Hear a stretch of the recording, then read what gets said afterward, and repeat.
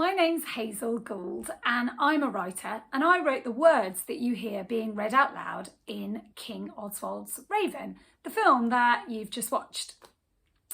So today we're all going to be writers and we're going to work together to do some creative writing, all based on the ideas and the characters of the story of King Oswald's Raven. So all you're going to need to join in with these activities is a pen or a pencil, whichever you prefer, some paper, even the back of some scrap paper is fine, or a notepad, whatever you've got and whatever you like to use. Anything will do. Even if you have an iPad, a tablet, a phone, anything you can write on is absolutely fine. Whatever you've got to hand and is easy to use. So we're going to start with a bit of a warm-up.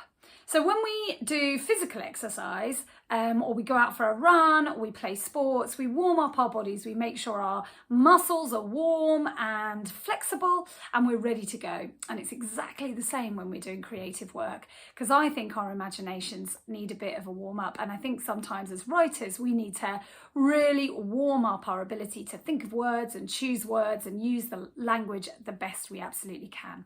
So I want you to grab your piece of paper and your pencil or your pen or whatever. Are you ready to go? I want you to write your name at the top of the piece of paper. And then when I say go, I want you to write down as many adjectives as you can think of. Now, side note, I know you all know this, but I'm just going to make it absolutely clear that an adjective is a describing word. So I want you to write down as many adjectives as you can that begin with the same sound as your name. So I say the same sound because if your name is Georgina, your name begins with a G and your name begins with a J sound. So you could have Jumpy Georgina or Jazzy Georgina, words that begin with a J but sound like a J sound. So my name's Hazel, so I might have horrible Hazel or happy Hazel or hungry Hazel.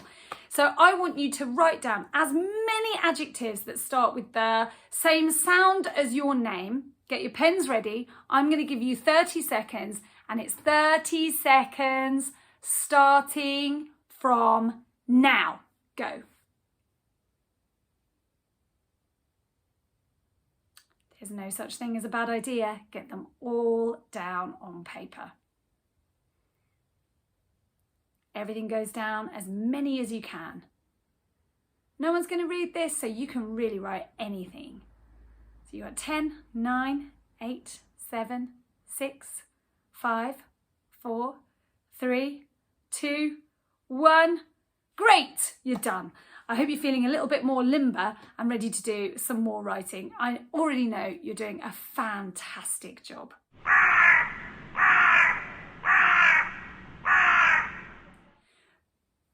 So now we're really going to turn our attention to the characters in King Oswald's Raven. So I would like you to choose either King Oswald himself, the Raven, or the princess. I want you to take a moment to really think about that character based on what you've seen in the film. What's that character like? How would we describe them? You can think about their physical attributes. Are they tall? Are they smaller? What does their voice sound like? Or the Raven, that would be really interesting. What does the Raven's voice sound like? What do they seem like? What are their characteristics? Are they kind? Are they gruff? Are they brave? Are they clever? I really want you to have a think about the different kinds of ways that you could describe this character, the good and the bad, all the different sides of them, the way they look, the way they appear, and the way they are inside. I'm going to give you 30 seconds again, and I want you to write down as much of a description as you can. This time I don't want you to worry about what letter the word begins with. I just want you to describe this character.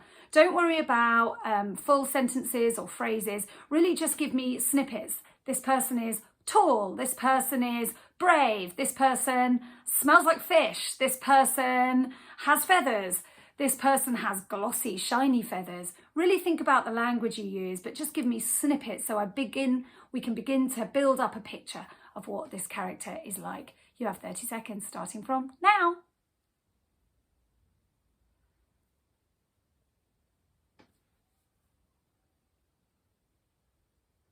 I hope you're still writing. Try and keep your pencil or your pen on the paper. Write down as many things as you can. Just keep going. What are they like inside? What are they frightened of? What do they love? What's their favourite food? You got 5, 4, 3, 2, 1. Well done. Keep hold of that piece of paper because you're going to need it again. Now, one thing you might have noticed in King Oswald's Raven is how all the text rhymes. And I wrote that script in rhyming couplets. Now, couplets sounds like the word couple, and that's because it means that the lines come in pairs, and each pair of lines rhymes. So let me try and give you a bit of an example. If we call this line line 1, then line 2 gets the rhyming done.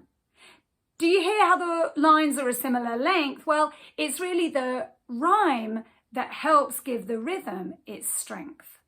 So have a quick practice in rhyme, not prose. Then I want you to think of the character you chose. How do you picture the princess, the bird, or the king? Does the raven dance? Does the princess sing? Describe your character in roughly 6 to 8 lines. Just make sure that your couplets rhyme. So just to recap, here's what I want you to do. I want you to use that idea of writing in rhyming couplets. I want you to write 6 to 8 lines. So that's 3 or 4 pairs of lines. And using those sketches you made about what the characters might be like, use those ideas to put into your rhyming couplets. Pause the video now.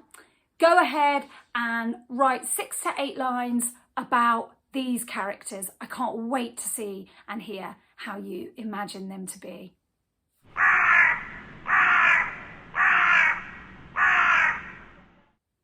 Great.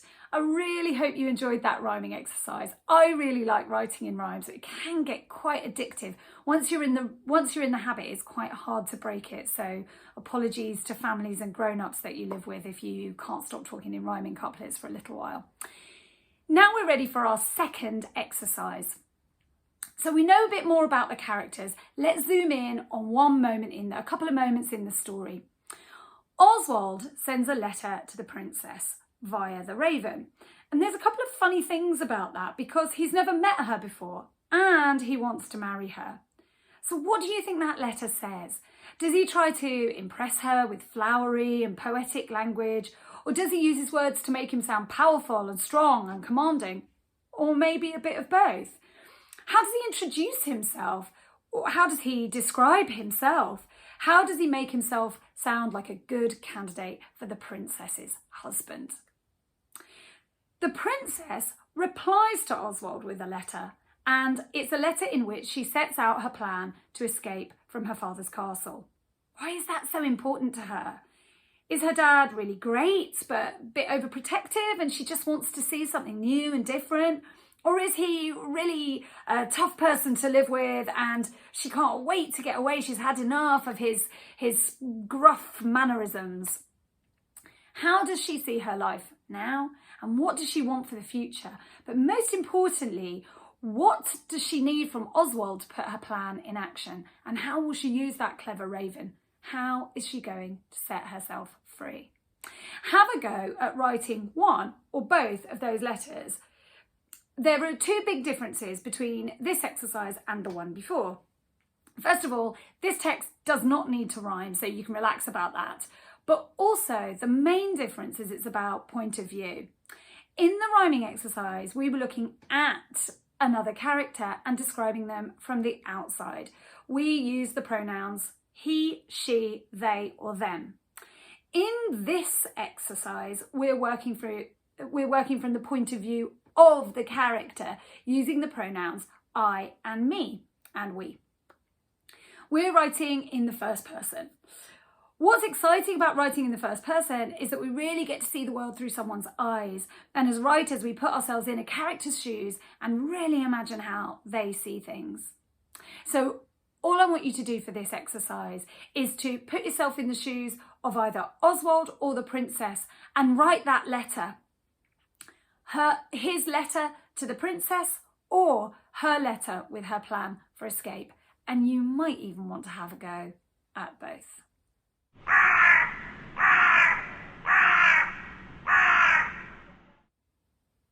So now we're on to our third exercise. Our story ends with the Raven and King Oswald setting sail across the sea to go back to the Princess's Island to carry out her plan, which we don't know what it is. And they've taken an army with them.